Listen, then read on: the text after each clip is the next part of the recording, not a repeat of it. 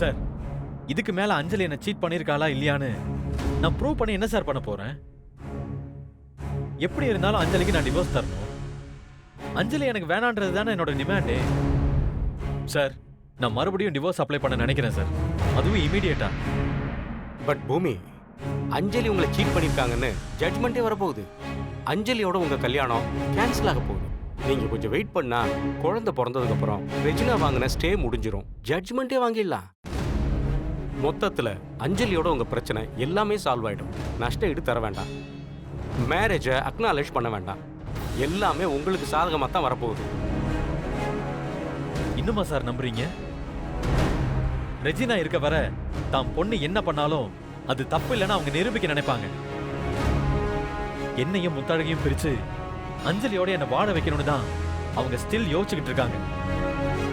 அஞ்சலி வேணா முத்தழகோட தான் வாழ போறேன்னு ஊர் அறிய சொல்லியும் அஞ்சலியோ அவங்க குடும்பமோ என் விருப்பத்தை பத்தி யோசிக்கவே இல்லையே. அஞ்சலி என்ன ட்ராப் பண்ணி அகைன் இப்போ வேற விதமா ப்ராப்ளம் போயிட்டு தான் இருக்கு. இதெல்லாம் எதனால சார்? தான் தப்பு பண்ணலன்னு நிரூபிக்க நினைச்சுதானே? நான் தான் தப்பு பண்ணனே இருக்கட்டும். அஞ்சலியை மேரேஜ் பண்ண அது ஒத்து வரல. அவ செத்துட்டான்னு முத்தழக மேரேஜ் பண்ணிக்கிட்டான்னு ஊரு சொல்லட்டும், ஐ டோன்ட் கேர். எனக்கு என்ன நம்பி வந்த முத்தழகுக்கு ஒரு நிம்மதியான லைஃபை தரணும் சார். நாங்க விரும்பி இந்த உலகத்துக்கு கொண்டு வர என் பொண்ணுக்கு உண்மையான ஒரு மனுஷனா அவ கண்ணு முன்ன நான் தெரியணும். என் அப்பா தான் அம்மாவுக்கு தான் முக்கியத்துவம் தராருன்னு அவ புரிஞ்சுக்கணும். இப்ப என் லைஃப்ல நடக்கிறது எல்லாம் என் குழந்தை கண்ணு முன்ன நடந்தா என் பொண்ணு என்ன எப்படி சார் பாப்பா? ஒரு அப்பா தான் ஒரு பொண்ணோட முதல் ஹீரோ. நான் அப்படி அவ கண்ணுக்கு தெரியவேன்?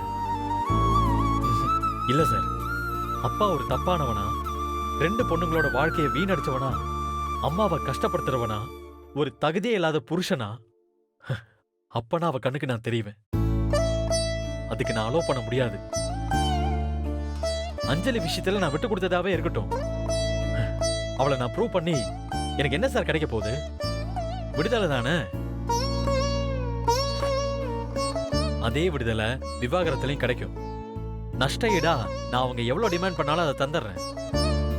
இதனால நான் யார் கண்ணுக்கு கெட்டவனா தெரிஞ்சாலும் சரி, நான் அஞ்சலி விவாகரத்து செய்ய போறேன்.